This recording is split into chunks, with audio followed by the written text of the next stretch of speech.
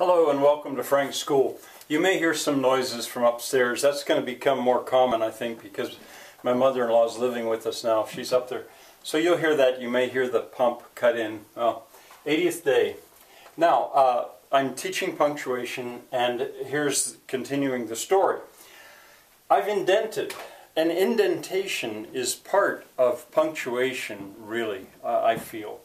And I don't think today I want to say about it, but the rule for forming paragraphs, those rules are there too. And why, I can tell you now, why I did that is because the speaker has changed. That was the I have to think. Anyway, the father is now answering. And here comes the cat, and I'm ready with catnip. The father is now answering. So it's a different speaker. I've indented. And he says, well, he had replied. The story is going on. The storyteller is saying this. Well, he had replied, if your teacher, Dr. Smith, said, youngster, you study your punctuation, then I guess I will help. This is actually very hard to punctuate. Very tricky. Let's start here. That's what the father, the rooster, actually said. Well, and it requires a comma for two reasons. One, because it's an introductory adverb, and another, because this is called a dialogue tag. This is the storyteller. So I'm going to now close quotation marks. He had replied. Now, after the dialogue tag, the sentence is going to go on. So I put a comma, and that separates that out. Now I'm going back to what the father said, and since it's still part of the same sentence, you could take this out. Well, if your teacher, Dr. Smith. Now, Dr. Smith is an appositive. It's an appositive. You can take either teacher or Dr. Smith out, and the sentence still works. If Dr. Smith said, or if your teacher said, it's duplicated. If you studied your syntax with me last year, I taught that an appositive is a duplication of a sentence part. In this case, it's a duplication of the subject.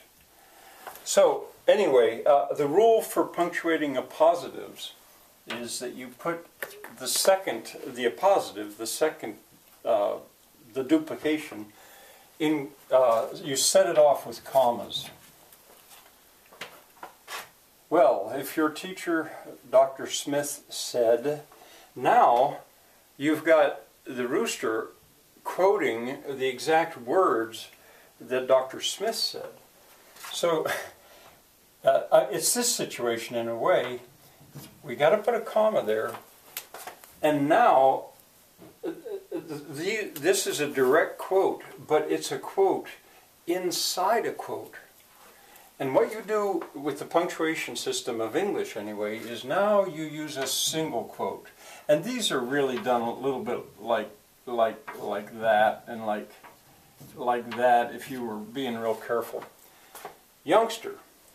Now that's direct address. The teacher said, youngster, you, so a comma here of direct address. And this is a command. This is the imperative mood of the verb. Study. You study your punctuation. Commanded it. So I'm going to use, instead of a comma here, apparently the young rooster hadn't always done so well in school. right, that ends what the teacher said. So I'm going to close that. And now we're back to this quote. I told you this is hard. Then I guess I will help. So that we don't really have to have any comma in here. In German, I'm fairly sure you'd need a comma here, but not in English. Then I guess I will help, period, and that closes the quote. So, let me see if this would help. What the teacher said was, youngster, you study your punctuation. What the Father Rooster said was, well, if your teacher, Dr. Smith, said, youngster, you study your punctuation, then I guess I will help. And what the storyteller said was, he had replied. This is very tricky. I mean, it is so because I created the story to teach punctuation.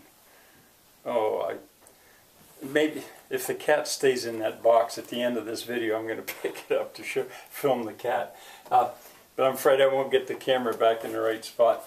All right, now, if you only want to study punctuation, then you should stop at this point. But again, if you want to go on to learn the way I spell for various purposes, continue.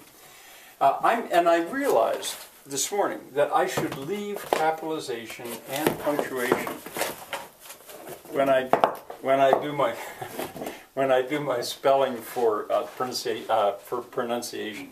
But I will make a backslash. All right. So here is what is actually said. Well, I'm sorry. It's the catnip that's making me laugh. He had replied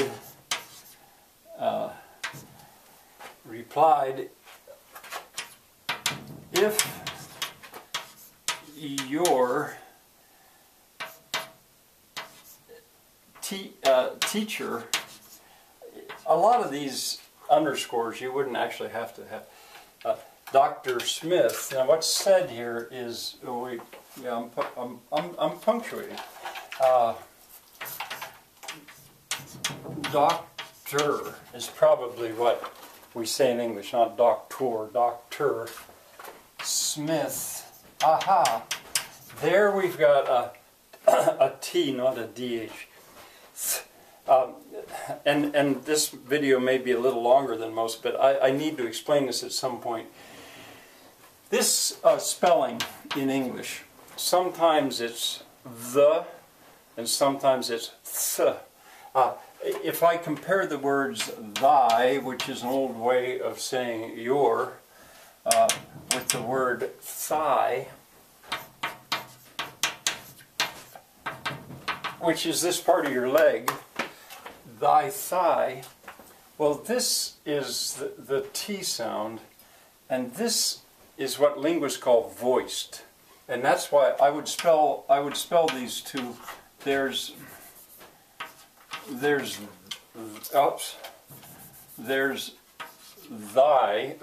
thy, and here's thigh. Voiced, I guess unvoiced. Anyway, so Smith, it's not Smith, Smith said,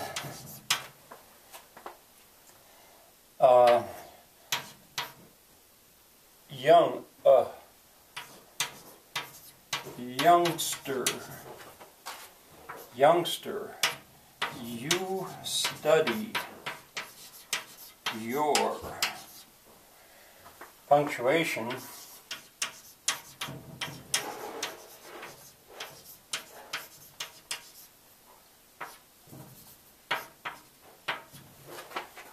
then, that's voiced, then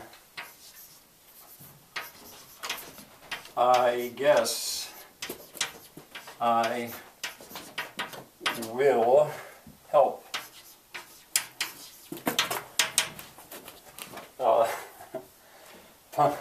Punctuation. All right, let's see if I can read this. Oh, and I forgot my backslash. Well, he had replied, if your teacher, Dr. Smith, said, youngster, you study your punctuation, then I guess I will help. Okay, that was a little bit long. This cat's going crazy.